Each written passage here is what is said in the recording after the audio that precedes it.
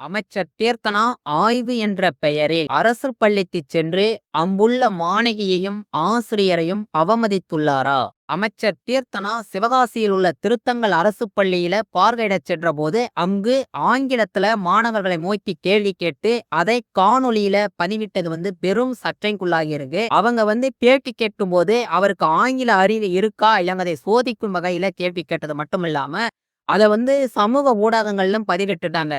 அமைச்சர் கீர்த்தனா அவர்கள் பள்ளி வகுப்பறைக்கு சென்ற உடனேயே அங்கு எந்த ஒரு துறை சார்ந்த அலுவலர்களும் இல்ல. கேமராமேனோட உள்ள நுழைச்சி அந்த கண்டென்ட் கிரியேட்டுக்காக மட்டும்தான் அவங்க அந்த செயலை செய்தாங்க அப்படின்னு சொல்லி விமர்சனம் எழுந்திருக்கு. அது மட்டும் இல்லாம அந்த வானகியை நோக்கி what is your father's professional என்ன அப்படின்னு ஆங்கில திறனை சோதிக்கிறதுக்காக கேள்வி கேட்டதாகவும் சொல்லப்படுகிறது.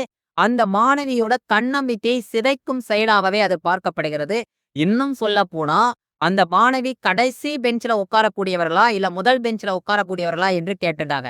இது சமூக வலைதளங்கள்ல கடும் விவாதத்தை ஏற்படுத்தி இருக்கு. எதிர்கட்சிகள் கடும் கண்டனங்களை பதிவு செய்து வராங்க. இது மட்டும் இல்லாம ஆசிரியர்களோட கற்பித்தல் திறனையும் சோதிக்கிற மாதிரியான தேர்விகள் மிகப்பெரிய எதிர்ப்பு அலைகளை கீர்த்தனா எதிராக உருவாக்கி இருக்கிறதே அப்படின்னே சொல்லலாம். குழந்தை நல செயற்பாட்டாளர்கள் இதற்கு மிகப்பெரிய கண்டனத்தை தெரிவித்திருக்காங்க. கீர்த்தனாவுடைய செயல் கண்டிக்கத்தக்கதுன்னு சொல்லிட்டாங்க. ஏன் அப்படின்னா கீர்த்தனா ஆய்வு என்ற பெயர்ல உள்ளே நுழையும் போது அங்க மாணவர்களை நின்ற நிலையிலேயே வச்சிருக்காங்க. ஸ்டாண்டிங் பொசிஷன்ல வச்சிருக்காங்க. அது மட்டும் இல்லாம தனிப்பட்ட முறையில அந்த மாணவியை கேள்வி எழுப்பி அதற்கு விடை காணும் நோக்கில அவங்க செயல்பட்டிருக்காங்க. ஒரு மாணவியோட தன்னம்பிக்கையை உதைக்கும் செயலாகவே அது பார்க்கப்படுகிறது. இன்றைக்கு அந்த காணொலியில் அந்த மாணவிக்கு விடை தெரியவில்லை என்ற தகவல் வேகமாக பரவி வருகிறது. இந்த குழந்தைதான் பதில் அளிக்க முடியாத குழந்தை என்ற விமர்சன பார்வை அந்த பள்ளியிலே கட்டாயம் இருக்கும். கீர்த்தனா அவர்கள் அந்த பள்ளியை விட்டு வெளியேறிடுவார். ஆனால் அந்த குழந்தையானது அந்த பள்ளியிலேதான் படிக்க வேண்டும். படிக்க முடிந்து வீட்டுக்கு செல்ல வேண்டும். அங்கு பல்வேறு விமர்சனங்கள் கட்டாயம் அந்த குழந்தையை நோக்கி எழும். இது குழந்தை உரிமை மீறிய செயலாக பார்க்கப்படுகிறது. குழந்தைகளை கண்ணியமாக நடத்த வேண்டும். அவர்களுடைய மனங்களில் கண்ணியம் இருக்க வேண்டும். மாண்புமிகு அமைச்சர் அவர்கள் இப்படி மாண்பற்ற முறையில் நடந்து கொள்ளலாமா என்ற கேள்வி எழுந்துள்ளது. அதுவும் கூட இன்றைக்கு அரசு பள்ளிக்கு வரக்கூடிய மாணவர்கள் அனைவருமே விளிம்பு நிலை குடும்பங்களைச் சேர்ந்தவர். முதல் தலைமுறை பட்டதாரிகளின் குழந்தைகளாக. அப்போது இந்த குழந்தைகளுக்கு அடிப்படை அறிவை போதிக்கக்கூடிய கல்விக்கூடங்களில் இந்த ஏற்றத்தாழ்வுகளை கற்பிப்பது, பள்ளியின் தரம் குறித்து கேள்வி எடுப்பது இவருக்கான பொறுப்பு என்று இவர் நினைத்திருக்கிறார். இன்றைக்கு கீர்த்தனா அவர்கள் அமோனியா கசிவு ஏற்பட்ட தொழிற்சாலைக்கு ஆய்வுக்கு செல்லவில்லை. ஆனால் இந்த பள்ளிக்கு இங்கு தரம் குறைவாக இருக்கிறது என்ற கண்ணோட்டத்திலே இப்படிப்பட்ட காணொலியை எடுத்து பதிவிட்டது மாபெரும் தவறாகவே பார்க்கப்படுகிறது. ஒரு தவறான முன்னுதாரணமாக பார்க்கப்படுகிறது. அந்த குழந்தைக்கு எவ்வளவு மன உளைச்சலை இது ஏற்படுத்தி இருப்போம். அந்த குழந்தையின் தன்னம்பிக்கையை கட்டாயம் இது உடைத்திருக்கும் என்றே சொல்லப்படுகிறது. இந்த குழந்தை முதல் பெஞ்ச் ஸ்டூடெண்டா லாஸ்ட் பெஞ்ச் ஸ்டூடெண்டானும் போது அப்துல் கலாம் சொல்றாரு, நானும் கூட லாஸ்ட் பெஞ்ச் ஸ்டூடெண்ட் தான் ஒரு காணொலியில பதிவிடுவாரு மாணவர்களை நோக்கி. அப்ப நினைச்சு பாருங்க, லாஸ்ட் பெஞ்ச் ஸ்டூடெண்ட் அப்படின்னா இவங்களுடைய பார்வை என்ன? அனைவரும் முன் பெஞ்ச்ல அமர முடியுமா?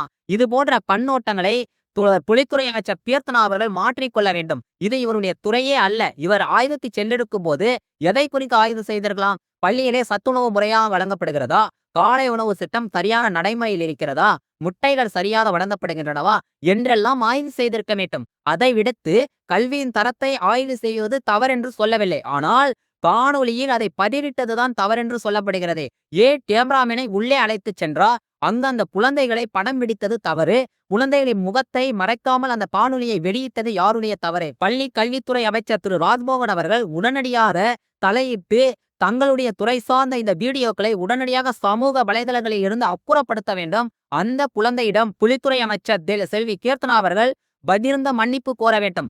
அந்த ஆசிரியரின் கற்பித்தல் திறனை கூட இவர்கள் கேள்வி கேட்கும் வண்ணமாக இருக்கிறது. சிபிஎஸ்இ பள்ளிகளுக்கு 1000 பள்ளிகளுக்கு மேலாக அனுமதி தரப்பட்டுள்ளது. அந்த பள்ளிகளின் நலனை காக்கும் வகையிலே அரசு பள்ளிகளின் தரம் தாழ்ந்திருக்கிறது என்று உண்மையாகவே கட்டமைக்கப்படுகிறதா என்ற சந்தேகம் சமூக ஆர்வலர்களிடையே எழுந்திருக்கிறது. அரசு பள்ளிகளுக்குள் சென்று மாணவர்களின் தன்னம்பிக்கையை சிதைக்கும் வகையில் செயல்படக்கூடிய எந்த ஒரு செயலையும் இந்த அரசு அனுமதிக்க கூடாது.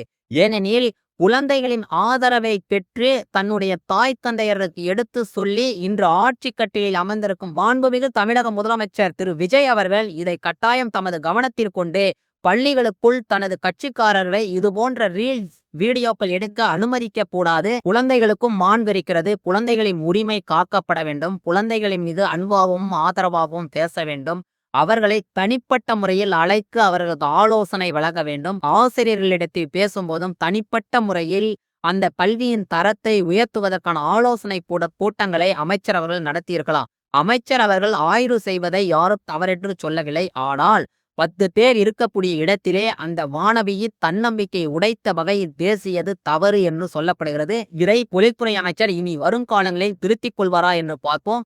சமூக ஊடகங்களில் இருந்து இந்த காணொளி முற்றிலுமாக நீக்கப்பட வேண்டும் என்பதே குழந்தை நேய ஆர்வலர்களின் நோக்கமாக இருக்கிறது. நம்முடைய தமிழக முதலமைச்சர் அவர்கள் இதை கவனத்தில் எடுத்து இந்த காணொளியை அனைத்து சமூக வலைதள பக்கங்களிலிருந்தும் நீக்க உரிய நடவடிக்கை எடுக்க வேண்டும். தொழில்துறை அமைச்சர் செல்வி கீர்த்தனா அவர்களுக்கு அறிவுறுத்த வேண்டும். தமது கட்சி நிர்வாகிகளுக்கு பள்ளிகளிலே சென்று ரீல்ஸ் போடுவதை தவிர்க்க நமது தாவேகா அரசு முயற்சிக்க வேண்டும் என்பதே அனைவரின் எதிர்பார்ப்பாக இருக்கிறது. இந்த வீடியோ உங்களுக்கு பிடித்திருந்தால் லைக் பண்ணுங்க, ஷேர் பண்ணுங்க. இந்த வீடியோ குறித்த கருத்துக்களை கமெண்ட் பாக்ஸ்ல கமெண்ட் பண்ணுங்க. இதுவரைக்கும் நீங்க ஆடம் லைக் யூடியூப் சேனலை சப்ஸ்கிரைப் பண்ணனா சப்ஸ்கிரைப் பண்ணி பாருங்க. நன்றி தோழனே.